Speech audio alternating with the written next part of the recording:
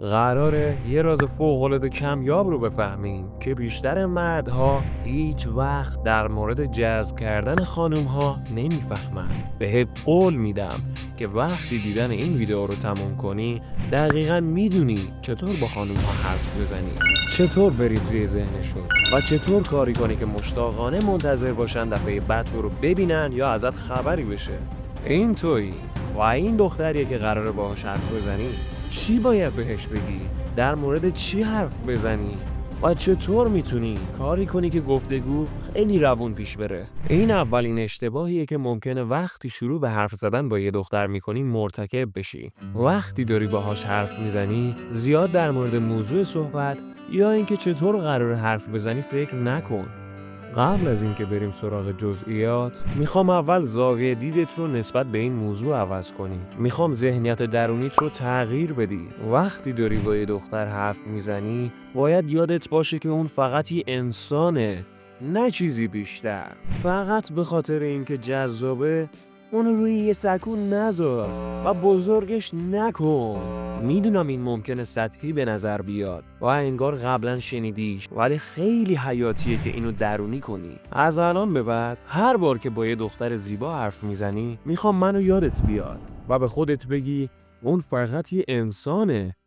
دومین چیزی که میخوام درونی کنی اینه که باید خودت رو توی یه جایگاه بالاتر ببینی و اون رو توی جایگاه پایینتر. نگران نباش، بعداً توضیح میدم چطور این کارو بکنی، ولی فعلا فقط گوش بده. حالا وقتی داری با یه دختر حرف میزنی، ضمیر ناخودآگاهش، همون غریزه‌ای که عشق رو کنترل میکنه و دنبال مرد مناسب میگرده، داره تو رو ارزیابی میکنه تا ببینه آیا تو مرد مناسبی براش هستی یا نه. اگه بیشتر ویدیوهای این کانال در مورد جذب زنان رو دیده باشی، میدونی که زنها موجودات احساسی هستن که جذب چیزی میشن که حسش میکنن. ولی توی قسمت امروز قراره عمیق‌تر وارد این موضوع بشیم. بذار برات توضیح بدم که جذابیت برای یه زن یعنی چی. مهمترین و پایه‌ای ترین مفهومی که باید بفهمی تا با زنها موفق بشی جذابیته. بدون فهمیدن اینکه جذابیت چطور کار میکنه، هیچ وقت توی ارتباط با زنها و قرار گذاشتن موفق نمیشی. هیچ استثنایی برای این قانون وجود نداره. برخلاف مردها، زنها اغلب بر اساس حسی که دارن عمل میکنن و تصمیماتشون رو بر اساس احساسات میگیرن، نه منطق. یه چیزی میبینن، یه چیزی حس میکنن و به اون حس پاسخ میدن. چون کارهاشون بر اساس احساسه، در واقع نمیتونن کنترل کنن که جذب کی بشن و جذب کی نشن. جذابیت یه واکنش ناخودآگاهه که زنها نسبت به یه سری رفتار خاص مردها نشون میدن. بنابراین برای اینکه جذابیت رو فعال کنی، باید این رفتارها رو وارد شخصیتت کنی. ولی قبل از اینکه بریم سراغ جزئیات، بذار چند تا حقیقت رو روشن کنم. 1. زنها کنترل نمی‌کنن که جذب کی بشن. 2. زنها کنترل نمی‌کنن که جذب کی نشن. این یعنی جذابیت توی یه سطح ناخودآگاه اتفاق میفته و زنها نمیتونن کنترلش کنن. حالا میخوام این بخش ناخودآگاه ذهن زن رو مثل یه رادار تصور کنی. وقتی شروع میکنی باهاش حرف زدن، این رادار روشن میشه و شروع میکنه به اسکن کردن تو تا ببینه آیا برای اون مناسب هستی یا نه. این رادار از ذهن خودآگاهش جداست. یعنی اگه این رادار تو رو بخواد، ذهن خودآگاهش نمیتونه بگه نه. واسه همینه که خیلی از زنها عاشق همون پسر بدی میشن که باهاشون بد رفتاری میکنه و بهشون خیانت میکنه. ذهن منطقی دختره مدام بهش میگه تو دوباره همون اشتباه رو کردی، دوباره قراره باهات بد رفتاری بشه، دوباره بهت خیانت میشه. ولی چون اون به لحاظ بیولوژیکی برنامه‌ریزی شده که احساسی فکر کنه و رادارش از ذهن منطقیش قطع شده، منطقش نمیتونه کنترلش کنه. قبل از اینکه ادامه بدیم، میخوام این حقیقت رو با خودت ببری. هر دختری توی دنیا از لحظه‌ای که به دنیا میاد یه هدف اصلی توی زندگی داره که اونم پیدا کردن مرد مناسب برای خودشه و بدون که این حرفای کلیشه‌ای نیست که از جامعه میشنوی. بلکه حقیقت بیولوژیکیه. یه زن ممکنه دانشمند باشه یا فضانورد توی ناسا، ولی با این حال هدف نهاییش پیدا کردن مرد مناسب باقی میمونه. و این مرد مناسب کسی نیست که اون انتخابش کنه، بلکه رادار درونشه که پیداش میکنه و انتخابش میکنه. پس از الان به بعد هر وقت با یه دختر حرف میزنی، بدون که این رادار درونش داره تو رو اسکن میکنه تا ببینه مناسبش هستی یا نه. این رادار دنبال خیلی چیزها توی تو میگرده، اما یکی از مهمترین هاش اینه که آیا به نظر میاد تو از اون بهتری یا اون از تو بهتره. روشی که اینو تشخیص میده با دیدن نحوه تعامل تو باهاشه. اینه که آیا جوری رفتار میکنی که نشون میده خودت رو بهتر از اون میبینی یا جوری که انگار اونو بهتر از خودت میبینی.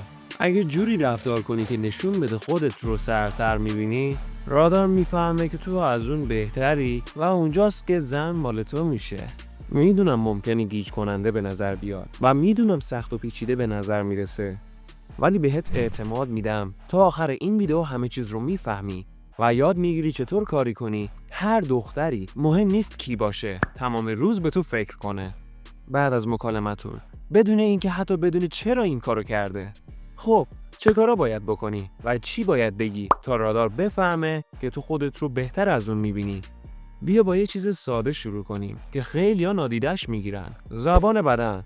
اگه تو حالا سعی کردی در مورد زبان بدن تحقیق کنی، دیدی که بعضیا میگن باید سرت رو بالا بگیری، بعضیا میگن دستت رو توی جیبت نذار و بعضیا میگن با کمر صاف بشین. اولین کاری که میخوام الان انجام بدی اینه که همه اونا رو فراموش کن.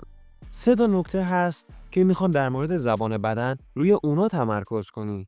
یه اشتباه رایج که خیلی از مردها میکنن اینه که موقع حرف زدن به سمت دختر خم میشن. این اغلب باعث میشه اون سرد بشه، چون ناخودآگاه داری سیگنال میدی که خیلی بهش علاقه داری. در عوض عادت کن که وقتی باهاش حرف میزنی به عقب تکیه بدی یا بدنت رو دور کنی. این نکته اوله. نکته دوم اینه که وقتی چیزی میگه که تو باهاش مخالفی، تقریبا شروع کنی به راه رفتن و دور شدن. مثلا اگه یه دختر میگه من واقعا علاقه ای ندارم، میتونی بگی میدونم، احتمالاً من برات زیادی هم که بتونی هندل کنی. تو به هر حال دختر زیادی خوبی هستی. و بعد همونطور که داری میگی شروع کن به راه رفتن و دور شدن. احتمالاً میبینی که اون یا به سمتت میاد یا سعی میکنه با یه نظر سریع متوقفت کنه. دخترای جذاب عادت ندارن پسرا اینجوری ولشون کنن. اونا معمولاً عادت دارن که دنبالشون بیفتن. بنابراین دور شدن نشون دهنده ارزش بالاست که به طور خودکار اونو بیشتر جذب تو میکنه. نکته سوم و مهمترین نکته توی زبان بدن که میخوام تو کل زندگیت حواست بهش باشه اینه.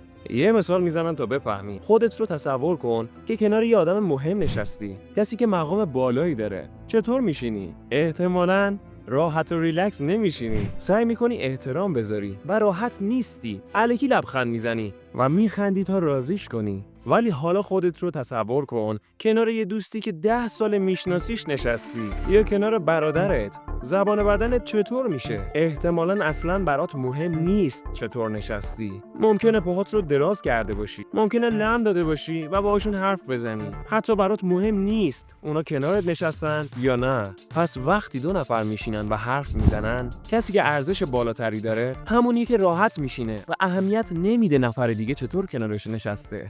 این اون ذهنیتیه که میخوام وقتی با یه دختر حرف میزنی داشته باشی. اولین کاری که میخوام بکنی اینه که راحت بشینی، تو حالتی که بهت احساس آرامش میده و نگران نباشی اون چطور تو رو میبینه. این فکر که چطور باید بشینم باید از ذهنت پاک بشه. اگه میخوای دستت رو بکنی تو جیبت بکن، اگه میخوای درش بیاری درش بیار، اگه میخوای پاتو بندازی روی پا بنداز، اگه میخوای لم بدی لم بده. مهم اینه که راحت باشی و کاری رو بکنی که بهت حس آرامش میده. دختره اهمیت نمیده با دستات یا پاها چی کار میکنی. اون فقط اهمیت میده که آیا تو راحت نشستی یا نه. و من میخوام این ذهنیت رو توی کل زندگیت اعمال کنی، نه فقط با دخترها. لطفاً تمومش کن که اینقدر به زبان بدن اهمیت بدی و اینکه چی کار کنی تا بقیه رو تحت تاثیر قرار بدی. کاری رو بکن که باعث میشه احساس راحتی کنی. هیچکس طلبی ازت نداره. لحظه‌ای که شروع کنی فکر کنی چه زبان بدنی باید داشته باشی، بدون که تو مسیر اشتباهی. لطفاً یاد بگیر راحت باشی. با خودت صلح کن و اهمیت نده اون چی فکر میکنه. هر جور دوست داری بشین و هر کاری میخوای بکن. وقتی همه این کارا رو بکنی، زن حس میکنه که تو خودت رو بهتر از اون میبینی. حالا که با زبان بدن تموم شدیم، بریم سراغ مکالمه. چطور باهاش ارتباط برقرار کنی؟ میخوام یه فرمول بهت بدم که همیشه یادت بمونه. وقتی با هر زنی حرف میزنی 50% مکالمه باید در مورد اون و شخصیتش باشه، 30% مکالمه باید در مورد محیط اطرافتون یا هر چیز دیگه ای باشه و 20% در مورد تو باشه. نگران نباش، همه رو با جزئیات توضیح میدم. ولی قبل از ادامه لایک کردن ویدیو یادت نره. میخوایم به 3500 لایک برسیم. خب چرا 50% در مورد اون و فقط 20% در مورد تو؟ چون توی هر مکالمه‌ای بین دو نفر، کسی که نیاز به تایید دیگری داره همونی که زیاد در مورد خودش حرف میزنه. تصور کن رفتی مصاحبه کاری. مکالمه در مورد تو، شخصیتت و توانایی‌هات خواهد بود، نه در مورد کسی که داره مصاحبه میکنه. چون تویی که نیاز به کار داری و اونا کنترل رو دست دارن. همین قضیه توی مکالماتت با زنان هم صادقه. کسی که زیاد در مورد خودش حرف میزنه همونی که نیاز به تایید طرف مقابل داره. واسه همینه که باید بیشتر در مورد اون حرف بزنی تا خودت. خب بذار با اولین مورد شروع کنیم که حرف زدن در مورد اونه. چطور این کارو بکنی؟ مکالمه باید در مورد اون باشه. چی دوست داره و چی دوست نداره؟ بچگیش رو چطور گذرونده؟ چه برنامه‌ای واسه زندگیش داره؟ رویاهاش چیه؟ تو وقت آزادش چیکار میکنه؟ چه چیز مثبتی تو خودش میبینه و چه چیز منفی؟ مطمئنم ایده رو گرفتی. 30% مکالمه باید در مورد محیط اطرافتون یا هر چیز دیگه‌ای باشه. تو این مرحله میخوام حواست به یه چیز باشه. فکر نکن چی باید بگی. هر چیزی به ذهنت اومد بگو. فرض کن کنار یه دوستی نشستی که 10 سال میشناسیش. در مورد همه چی و هر چیزی حرف بزن. اشکالی نداره یه چیز مسخره بگی. مهم اینه که جوری به نظر نیای که انگار داری زور میزنی یه چیزی بگی که مسخره نباشه.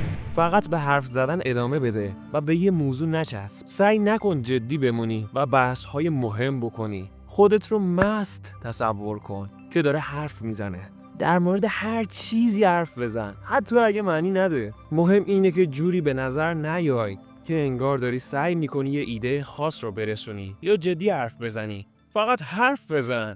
به هر حال توی این 30% مکالمه فقط مسخره بازی در بیار و هر چی به ذهنت میاد بگو. اگه وارد یه بحث روی یه موضوع شدی، عصبانی نشو و بحث نکن که حرفت رو اثبات کنی.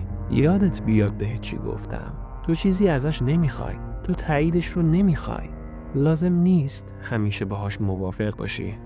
ولی خودت رو شکنجه نکن تا یه ایده خاص رو بفهمونی یا متقاعدش کنی. حالا بریم سراغ 20%. وقتی در مورد خودت حرف میزنی، هرگز سعی نکن بهش نشون بدی که تو فوق‌العاده‌ای. در مورد دستاوردها یا ماجراجویی‌ها حرف نزن. بذار یه نصیحت طلایی بهت بکنم. وقتی در مورد خودت حرف میزنی همیشه یکم خودت رو مسخره کن. وقتی یه داستان در مورد خودت میگی سعی کن داستانی بگی که تو رو احمق یا دیوونه نشون بده. نه داستانی که تو رو عالی نشون میده. نایس. اینجوری اون میبینی که تو نیازی به تاییدش نداری و نیازی به تحسینش نداری. یه چیز دیگه که میخوام انجام بدی اینه که مرموز باشی. شخصیتت باید یه عنصر رازآلود داشته باشه. این مرموز بودن چیزیه که یه ویدئوی جداگانه براش میسازم تا با جزئیات توضیح بدم. ولی فعلا یه مرور کلی بهت میدم. مرموز بودن معنیش این نیست که باید همه چیز شخصیت رو فیک کنی. فقط معنیش اینه که نباید خیلی زود اطلاعات زیادی در مورد خودت بدی. خیلی از پسرها عادت دارن به هر سوالی که دختر میپرسه جوابهای دقیق بدن. مثلا اگه دختر بپرسه کجا کار میکنی، بیشتر پسرها ممکنه بگن من توی شرکت ABC تو این سمت از 9 تا 5 کار میکنم. اشتباهی اینجا اینه که با دادن اطلاعات زیاد خیلی سریع ناخواسته سیگنال ارزش پایین میدن که علیه خودشون کار میکنه. حالا بیا اینو درست مدیریت کنیم. اگه دختر بپرسه کجا کار میکنی، میتونی یه چیزی مثل این بگی: تو نرو بچه گربه، ما تازه آشنا شدیم و تو داری ازم مصاحبه میگیری؟ تفاوت رو میبینی؟ تا وقتی که اطلاعات زیادی در مورد خودت خیلی زود ندی، همیشه چیزای بیشتری هست که اون میخواد بدونه. اینم چند تا مثال دیگه. دختر: شنبه شب چی کاره ای؟ تو: یه کار هیجان انگیز ولی سری. شرمنده، نمیتونم بهت بگم. دختر: ها؟ تا حالا توی رابطه بودی؟ تو: من هنوز اونقدر خوب نمیشناسمت. من مسائل خصوصی رو با غریبه ها بحث نمی کنم. دختر: ها؟ خب اسمت چیه؟ تو: حدس بزن. اگه درست بگی بهت یه آب نبات میدم. حالا که همه اینا رو میدونی، هنوز یه مشکل کوچیک داری که ممکنه پیش بیاد. اونا تست هایی که اون ازت میگیره. وقتی زن داره باهات حرف میزنه، اون راده رو توی ذهنش حالش میده که یه کارایی بکنه تا تو رو تست کنه، تا ببینه تو اصل جنسی یا نه. سعی میکنه بفهمه آیا واقعا مرد مناسبی هستی یا نه. این تست ها وقتی اتفاق میفتن اغلب باعث میشن مردا حول بشن و تمرکزشون رو از دست بدن. و با اینکه الان این فرمون رو بهت دادم و توضیح دادم چی کار کنی، یه تست تکی میتونه باعث بشه خونسردیت رو از دست بدی و همه چی رو فراموش کنی. یا یه تست تکی میتونه باعث بشه اون شک کنه که تو واقعی نیستی، که داری فقط وانمود میکنی تا تحت تاثیر قرارش بدی. خب چطور با مشکل تست ها برخورد کنیم؟ نگران نباش، هر مشکلی یه راه حلی داره و ما در مورد مشکل تست ها توی قسمت های آینده سریالمون حرف میزنیم.